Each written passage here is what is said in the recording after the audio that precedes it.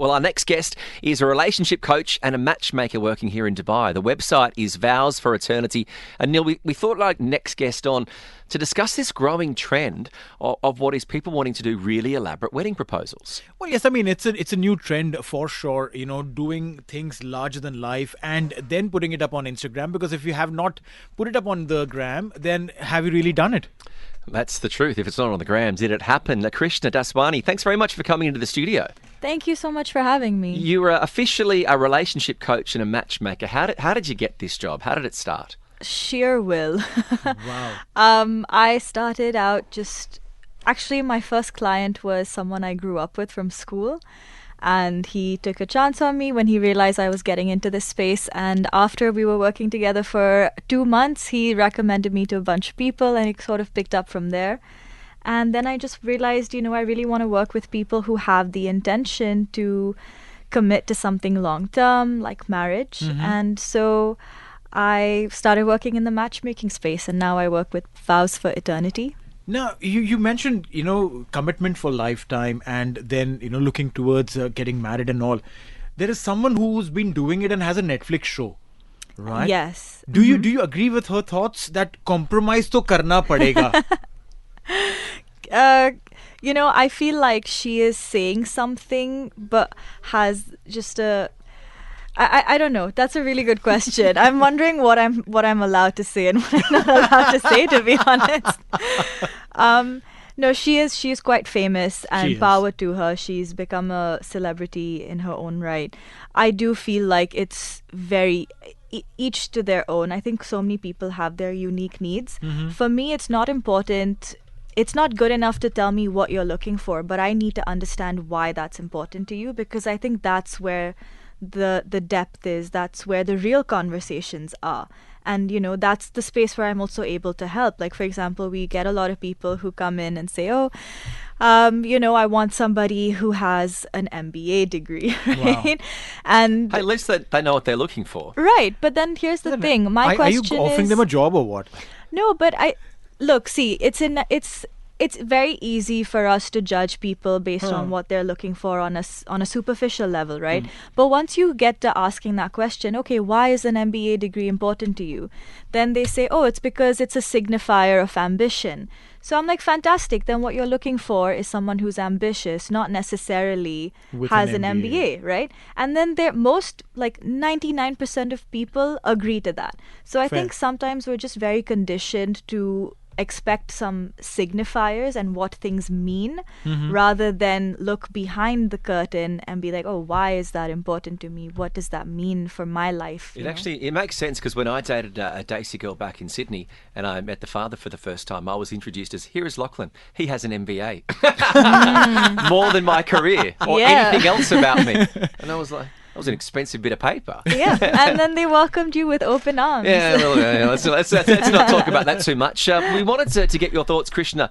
There has been a big change in the last couple of years here in Dubai, extravagant public marriage proposals. And I've been worked on a few of these where they want to have the roses and the flowers underneath the Burj Khalifa or overlooking blue waters. Is it just for the gram, or is there something more than that that's driving this trend? Oh, I think everybody, it is definitely for the gram and social media, but I also do think it's not that superficial. I think a lot of us want to capture the larger moments in our lives. I still have my parents' wedding on VCR that we got recently done into like a USB. So we've always wanted to document the big moments in our lives, and I think Instagram has made that templatized and also very easy. So there is almost a proposal template that we see, like you said, with the roses and the champagne and the beach, the sunset, right? But it's not about. I mean, it's not about something that you. I mean, if you look at it, guys kind of are meant to do something that'll make the girl want to tell all of her friends, as opposed to, that very male, look how good I am, I've done this for you. But that's such big, we ask, right, when we realize someone's gotten engaged, the first thing we ask is, how did he do it? Yeah. How did it happen? Tell us the story. Or show us the ring. How big is it? Absolutely. So we want a story, right? We want a story. And I think a lot of people are waking up to that. But what I've seen, during the grand big proposals, right? I've seen couples who have been able to remain in that moment, and they're so transfixed on each other that it doesn't matter that, their families, pets, neighbors, favorite baristas are watching the event unfold, but it's more like, oh, this is for us. And you can really see that and you can feel it. And then on the other hand, you see couples who do have the big extravagant proposals and they're not connected. They're not True. really truly in it. So I wonder if it's really about the big proposal or if it's just about doing what makes you feel most present. No, I mean that probably brings me to the next question is, like you mentioned, that are you doing it because of the peer pressure or what you want to show on your gram? Because there was one point in time that no one cared, and I'm talking purely from someone who's grown up in Bombay.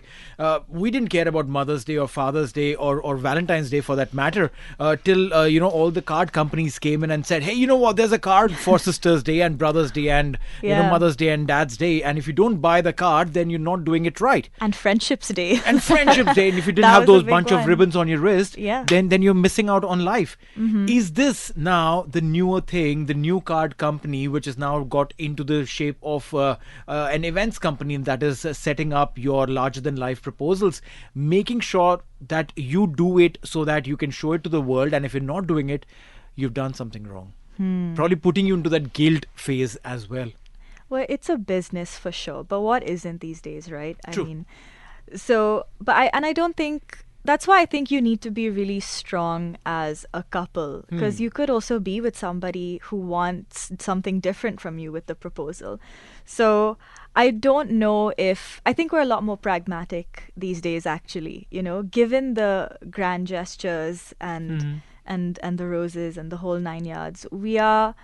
Younger people are having more pragmatic conversations before getting married. True. Right? It's like we need to be able to be aligned on lifestyle goals.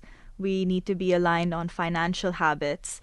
And those are the kind of conversations that are happening. Those are real conversations. Absolutely. And, the proposal is real too, whether it's big or small, right? And it's just about what you think is special. I've heard of couples who have gotten, proposals while taking out the trash, and to them, that's an equally wonderful story, right? And Really? Absolutely, yeah. Yeah, I think it takes, there's so many different kind of people out there. I'm not gonna lie, as someone who's, dating seriously, I have a partner, I already kind of have my Instagram photo in my head. Like, I know what that announcement is gonna look like. And maybe that's interesting because that's kind of, now it's influencing the way we think about how we're gonna go through these larger moments in our lives. So I would say that, if proposals are for the gram, then make sure that you have something for you too. Before you even get to the wedding proposal period, ever since I've been in Dubai, women have always told me it's really, really hard to keep a man. You can leave your handbag at the table when you go to the bathroom, but you can't leave your man alone because it will go off. Oh, no. Do you think that's true? Is that really a case of, I mean, we do live in Dubai, in a very social city. It's great. It's a Yeah. lot of fun. But is dating really as hard as people make it out in Dubai? I think dating has the potential to be challenging for sure, but it's not simply a factor of your environment. You are you play an active role in your life, man. Yeah. Date better people if you're worried they're gonna stray, That's coming from my expert opinion. Your expertise. Yeah. Okay, because Yeah. I've heard this so many times from women saying, oh, it's so hard in this city, you can't leave men alone. I'm like, is it you, or is this a case of you just blaming the circumstance, or, pushing off blame somewhere else? Or taking the guy to a place where there are better looking girls. Maybe Stop that's what going it there. is. If better looking women is all it took, then maybe you need to rethink your relationship There to you begin go, with, see. See, this is where a relationship coach comes into play. So do people actually come to you and ask that relationship advice that one would probably at some point in time ask their friends or peers now when they are looking to get into a serious committed relationship? For sure, absolutely. A lot of people have, I speak for myself here as well. One of the main reasons I was interested in this space of romantic relationships is because I knew myself that I had a lot of challenges with people. I was dating men that I was afraid to leave, and were you going to the wrong places? yeah, and I think I just didn't want to live like that anymore. I felt like there had to be more, there had to be better for myself, and I just wanted to learn about why I kept finding myself in relationships that didn't truly make me feel safe, secure, and also truly cared for.